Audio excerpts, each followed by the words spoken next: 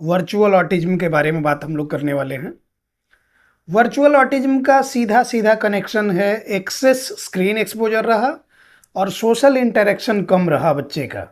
और social interaction कम रहने का रीज़न क्या है कि फैमिली न्यूक्लियर है, अगर दो मतलब हस्बैंड वाइफ हैं, बच्चा है, एक काम पे चला गया, मदर है घर का काम देख रही है तो समय नहीं मिला, बच्चे को स्क्रीन दिया और बाहर जाने नहीं दिया, उसको सारी चीज़ों से बचा के रखे। तो वर्चुअल ऑटिज्म का सबसे बड़ा कारण ये है। और आजकल ये न्यूक्लियर फैमिली होना कॉमन है, तो ये स्वाभाविक सी बात है कि ऐसी प्रॉब्लम डेवलप होंगी। ये ऑटिज्म लाइक सिम्टम्स होते हैं, लेकिन ये एक बात क्लियरली समझ लीजिए कि ये कोई मेडिकल डायग्नोसिस नहीं है, कोई मेडिकल टर्म नहीं है। आप फिल्म देखते हैं, मैक्सिमम लोग फिल्म देखते होंगे। गदर फिल्म देखी होगी जिसने भी, तो सनी देओल जब पर्दे पे आता है, हैंड पंप वहाँ उखाड़ता है और 100-200 लोगों को मार देता है अपने आसपास में, कितना कन्विंसिंग सीन लगता है। चलिए वो नहीं देखे होंगे। बाहुबली फिल्म में वहाँ पे जो सभा भरी रहती है और वहाँ पे आके पूछता है कि क्या हुआ था, देवसेना देवसेना बताती है कि ऐसे हाथ लगा रहा था महिलाओं को, तो उसी पे वो तलवार निकाल के और उसका जो गर्दन काट देता है और जो डायलॉग बोलता है, तो कितना हॉल में हल्ला, हो हल्ला और ताली बजी थी। मतलब कि वो सीन इतना कन्विंसिंग लगा। तो एक आदमी एक जगह पे 100-200 लोगों को हैंड पंप उखाड़ के मार दे रहा है, हम कन्विंस हो जा रहे हैं। एक आदमी भरी सभा में एक तलवार उठा के किसी का गर्दन उतार दिया और वो दिख रहा है कि पर्दे पे चल रहा है, फिर भी हम कन्विंस हो गए। जो भी 3D मूवी देखते हैं, घटनाएं उधर घटित हो रही हैं और मान लिया कि 3D मूवी में कहीं से भाला तलवार चला, हम लोग थोड़ा सा छिप जाते हैं कि कहीं आंख में न लग जाए आके, इतना कन्विंसिंग लगने लगता है। तो वर्चुअल चीज़ें वहाँ पर्दे पे चल रही हैं, फिर भी हम कन्विंस हो जा रहे हैं और अफेक्ट हो जा रहे हैं उन चीज़ों से।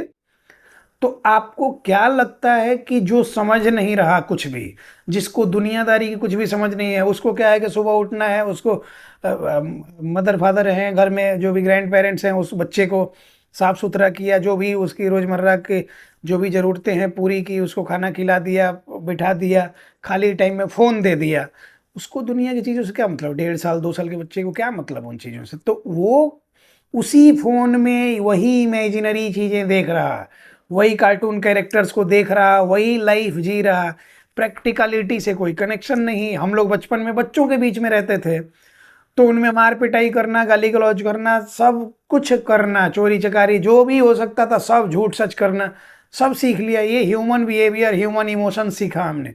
बच्चे ने क्या सीखा कि एक कार्टून कैरेक्टर यहाँ से उड़ के वहाँ भाग रहा, वहाँ से उड़ के वहाँ भाग रहा, आज हम लोग यहाँ जाएंगे, आज हम लोग वो करेंगे, आज हम लोग ये करेंगे, इस टोन में बात कर रहा बच्चा। उसको अपने आप में बच्चा धीरे धीरे मानने लगता है कि हम भी यही हैं। कब पर्दे पे हीरो आके कुछ लार्जर देन लाइफ सीन कर दे और हम कन्विंस नहीं हो जाते और अपनी लाइफ में उसी को एडमायर नहीं करने लग जाते? जब हम करने लग जाते हैं, हम पर्सनली अपनी बात करें तो सनी देओल के बचपन से ही बड़े वाले फैन, तो उसी तरह का नेचर बनाते चले गए, गुस्सा आना और ये सारी चीजें एक कॉमन सी बात कर रहे हैं। तो हर कोई किसी ना किसी को एडमायर करता है, उसी की तरह बनना चाहता है। तो बच्चा भी उसका कोई कार्टून कैरेक्टर एडमायर कर लिया, उसने उसको आइडियलाइज कर लिया, अब उसी की तरह वो बनना चाह रहा है, उसी की तरह वो बोल रहा है। बहुत सारे बेबी बॉय जो होते हैं वो क्या करते हैं कि कोई फीमेल कैरेक्टर पकड़ लेते हैं तो उसी के हिसाब से बात करना शुरू कर देते हैं कि मैं ये करूंगी, मैं वो करूंगी। उनको बाद में निकालना पड़ता है, जब थेरेपी के दौरान जब हम लोग असेसमेंट प्रॉपर करते हैं, देखते हैं उसमें कि इस तरह का ये है, तो उन चीज़ों से अलग हटाना पड़ता है कि कोई कार्टून कैरेक्टर देख रहा है जो कि फीमेल है, इसको पसंद है, इसलिए बार बार वो उसी तरह का एक्ट कर रहा है, रिएक्ट कर रहा है। तो जब हमको इतनी समझदारी के बाद, इतनी मैच्योरिटी के बाद चीज़ें अफेक्ट कर सकती हैं, तो बच्चे को भी अफेक्ट कर रही हैं। अब शुरू में वो सारी चीज़ें बोल रहा था, समझ रहा था, ये कर रहा था, आपने एक्सेस स्क्रीन एक्सपोजर कर दिया। थोड़ा बहुत तो सारे बच्चों को मिल रहा है अभी के समय में, लेकिन एक्सेस स्क्रीन एक्सपोजर होने की वजह से, और हमको ये लगता है, महिलाओं को ये लगता है कि चलो बच्चा रो रहा था, उससे अच्छा है कि ये दे दिया। धीरे धीरे धीरे धीरे डिपेंडेंसी बढ़ते गई, वो खाने के समय मांगने लग गया, नहीं तो खा नहीं रहा, आपने दे दिया। तो थोड़ा सा अवॉइड करने के चक्कर में, कौन उसका टेंट्रम सहे, आपने लंबे समय तक उसको उस पर डिपेंडेंट बना दिया। और जब तक आपको समझ में आया कि कुछ प्रॉब्लम डेवलप हो गई है, तब तक चीज़ें बिगड़ रही, और बिगड़ गई तो आप उसके बाद क्या करते हैं कि यूट्यूब वगैरह सर्च करके और किसी किसी का उलझुल वीडियो देख के सडन स्टॉप कर देते हैं। वो एक तरह से नशा है। नए नए जवान हो रहे लड़का लड़कियों जो होते हैं एक दूसरे के लिए अट्रैक्ट होते हैं, उनमें भी एक तरह का नशा है। फोर्सफुली उनको स्टॉप नहीं किया जा सकता, समझा के चीज़ें रोकी जा सकती हैं। कोई लगातार शराब पीने का आदी है और सडन शराबबंदी हो जाए तो खून की उल्टी करना शुरू कर देगा अगर उसको शराब ना मिलेगा तो। कोई ड्रग्स का ये है, उसको नशा, एक तरह का नशा ये भी है। तो सडन बंद करना सॉल्यूशन नहीं है। तो फिर स्क्रीन एक्सपोजर कम किया जाता है, ये प्रिकॉशनरी अप्रोचेज होते हैं। तो उसके लिए स्टेप बाय स्टेप प्रोसीजर होता है। तो इस केस में सिर्फ यूट्यूब पे कोई उल जुलूल बातें कह रहा है वो देख के आप नहीं ये कर सकते हैं। इसको कैसे मैनेज करेंगे, 2-3 स्टेप्स में समझा देते हैं, आप समझ लेंगे बेहतर है, नहीं समझेंगे तो बाद में भुगतान भुगतेंगे इसका। अब हमने कहा कि चूंकि प्रॉब्लम डेवलप हो गई और आपको पता चल गया कि कुछ तो डिले चल रहा है, इस केस में हमेशा 2 स्टेप होते हैं। पहला प्रिकॉशनरी अप्रोच होता है हमारा, मतलब जो भी अप्रोच होते हैं 2 तरह के, प्रिकॉशनरी या प्रिवेंटिव अप्रोच कहते हैं। तो प्रिकॉशंस क्या क्या लें, प्रिवेंशंस कैसे करें। तो स्क्रीन एक्सपोजर तो कम करना होगा धीरे धीरे धीरे धीरे, लेकिन स्क्रीन एक्सपोजर वो कम करने क्यों देगा, क्योंकि उस पर तो डिपेंडेंट है, उसको तो मज़ा आ रहा है। तो फिर ऐसे केस में हम कुछ फन एंड प्ले एक्टिविटीज में एंगेज करते हैं। हर बच्चे की नीड के अकॉर्डिंग अलग अलग तरह का प्लान हो सकता है। एक बात, स्क्रीन एक्सपोजर कम करने से क्या होगा कि वो धीरे धीरे धीरे धीरे जो वर्चुअल दुनिया में, आभासी दुनिया में वो जा रहा था, उससे धीरे धीरे धीरे धीरे उसको रियलिटी चेक मिलेगी, और क्या होगा कि आसपास की चीज़ों को देख के इधर में प्रैक्टिकली एंगेज होगा। एक बात। दूसरा ये करेंगे कि हमने कहा कि group play, fun and play activity, घर के लोगों के साथ इंटरेक्ट करना, आसपास बच्चों के बीच में भेजना, जिसको सोशल इंटरेक्शन इंप्रूव करना कहते हैं, तो वो करेंगे। तो धीरे धीरे बच्चों वाले बिहेवियर्स को नोटिस करेगा। कुछ दिन तक तो उनमें नहीं ही जाएगा, लेकिन आप बार बार कोशिश करेंगे तो ठीक है। तो ये दोनों अप्रोच जो हो गए, ये दोनों बातें जो हो गई, दोनों स्टेप हमारी, ये प्रिकॉशनरी या प्रिवेंटिव अप्रोच है। इससे क्या होगा कि फर्दर प्रॉब्लम बढ़ेगी नहीं और यहाँ पे आप आके स्टॉप कर देंगे। दूसरा अप्रोच हमारा थेराप्यूटिक अप्रोच। थेराप्यूटिक अप्रोच क्यों, क्योंकि जो प्रॉब्लम डेवलप हो गई वो तो कुछ उसके लिए थेरेपी लगेगी। अब थेरेपी में क्या लगेगा नहीं लगेगा ये तो हर बच्चे के अलग अलग, उनके डायग्नोसिस, उनके असेसमेंट पे डिपेंड करता है। तो जब थेरेपी की बात आती है तो हम हमेशा 3 फैक्टर्स इसमें इंपॉर्टेंट बताते हैं कि पहला तो सही डायग्नोसिस हो, असेसमेंट हो, मतलब डॉक्टर का रोल एक पहला हिस्सा। दूसरा हिस्सा पेरेंट्स का, तो 33.33% डॉक्टर का, उतना ही पेरेंट्स का, उतना ही सोसाइटी और फैमिली मेंबर्स का। डॉक्टर का रोल क्यों, वो सही से डायग्नोसिस करे, सही असेसमेंट करे कि ऑटिज्म लाइक सिम्टम्स हैं, ये शुरुआती सिम्टम शुरू हो चुके हैं, अगर आपने अवॉइड किया और मेंटर के वीडियो के भरोसे रह गए और होम प्लान के भरोसे तो फिर प्रॉब्लम बढ़ जाएगी। एक बात। दूसरा ये कि इसमें आपके तरफ से मिस्टेक हुई है, पेरेंटिंग में लैक हुआ है, तो पेरेंट्स दोनों ध्यान दें कि बच्चे को स्क्रीन पे ज़्यादा ना रख के अपने साथ प्रैक्टिकली एंगेज करें। दूसरी बात। तीसरी बात ये कि पेरेंट्स को डॉक्टर ट्रेन करें कि हाँ आपको और क्या क्या अपने आप में चेंज करने की ज़रूरत है और बच्चे की नीड के हिसाब से डे टू डे लाइफ में क्या क्या इंट्रोड्यूस करने की ज़रूरत है। ये डॉक्टर का रोल हो गया।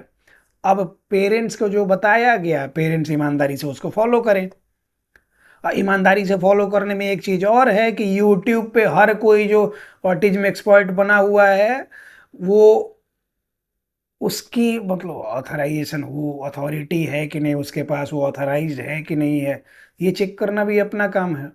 और ये चेक करने के लिए सबसे आसान है कि उससे प्रिस्क्रिप्शन मांगा जाए क्योंकि प्रिस्क्रिप्शन एक अथॉरिटी है, एक वैलिडेशन है, एक प्रूफ है कि हाँ वो जेन्युइन है या नहीं है, उसको लिखने आता है कि नहीं, उसने पढ़ा कि नहीं, या फिर सिर्फ डिस्क्रिप्शन बॉक्स में लिख दिया कि फला फला डिग्री करके बैठे हुए हैं, या फिर ये कि हम अपने बच्चे को ठीक कर चुके हैं इसलिए आपके बच्चे के लिए मोटिवेशन और ज्ञान देने आए हैं, ये सारी बातें। तो पेरेंट्स को ये, और जो डॉक्टर ने बताया सही तरीके से वो करना है वो। तीसरा रोल हमने कहा सोसाइटी और फैमिली मेंबर्स का।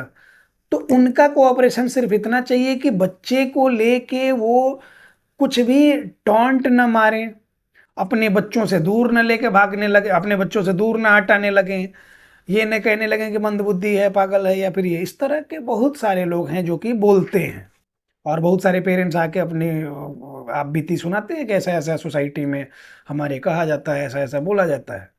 इनमें कोई छुआछूत वाली प्रॉब्लम नहीं है, इनमें छूत वाला कुछ ये नहीं कि टच होने से कुछ प्रॉब्लम हो जाएगी, इन्फेक्शियस डिजीज नहीं है, ऐसा कुछ भी नहीं है। ये न्यूरो डेवलपमेंटल डिसऑर्डर्स हो सकते हैं, या फिर वर्चुअल ऑटिज्म की बात जो हमने कही, तो वो कुछ दिन वो सपनों की दुनिया में हो सकता है, उससे बाहर निकाल लिया जाएगा। वर्चुअल ऑटिज्म टाइप कुछ है, मतलब ऑटिज्म के इनिशियल सिम्टम है। तो तभी से अगर इसको सही तरीके से मैनेज किया गया तो 3-4 महीने से 6 महीने तक में, जिसमें थेरेपी भी होती है, पेरेंट्स का रोल भी हो, तो ओवरऑल सारी चीज़ों से मैनेज किया जा सकता है।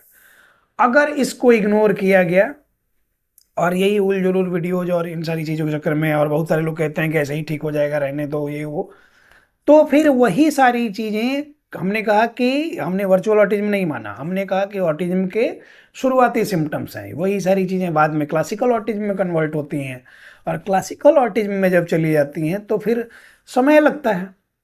हजारों केसेस ऐसे हमारे पास आए जो कि मेन स्ट्रीम में जुड़े हैं, बच्चे नॉर्मल लाइफ जी रहे हैं, प्रॉब्लम नहीं है, लेकिन तब समय लगता है, तब एफर्ट लगता है, तब मेहनत ज़्यादा लगती है और पेशेंस ज़्यादा लगता है। तब इधर उधर भाग दौड़ करने से नहीं होता, एक जगह टिक के जो कहा जाता है वो करने का होता है। तो है, डेली बेसिस पे सैकड़ों लोग हमारे पास ऑनलाइन सेशन में हैं और बेहतर कर रहे हैं। हाँ, जैसा मैंने जैसा बताया कि कल के वीडियो में हमने बात किया था वो वर्चुअल ऑटिज्म के बारे में, उसमें जो अर्ली इंटरवेंशन के बारे में, सॉरी, तो जैसा उसमें हमने बात किया था, तो बताया कि जितना अर्ली डायग्नोसिस उतना अर्ली मैनेजमेंट, और जल्दी से बच्चा आपका रिकवर हो गया। अगर लेट होते गया तो जाहिर सी बात है कि और भी सिम्टम्स उसमें आते गए, तो अब कॉम्प्लिकेशन बढ़ी, तो उसके हिसाब से इसमें भी टाइम देना होता है।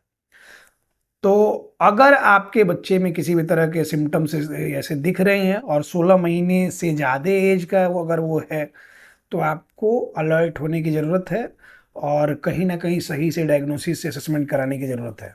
हमारे साथ जुड़ना चाहते हैं तो ये मैनेजमेंट का नंबर है, उनसे कॉल मैसेज करके आप संडे का अपॉइंटमेंट मेरे साथ ले सकते हैं, और उसमें सही डायग्नोसिस जो होता है आपको ये किया जाता है, आपको उसके अकॉर्डिंग क्या करना है आगे बता दिया जाता है, और आप देखेंगे कि पहले महीने से आपके बच्चे में इम्प्रूवमेंट होने लग गए।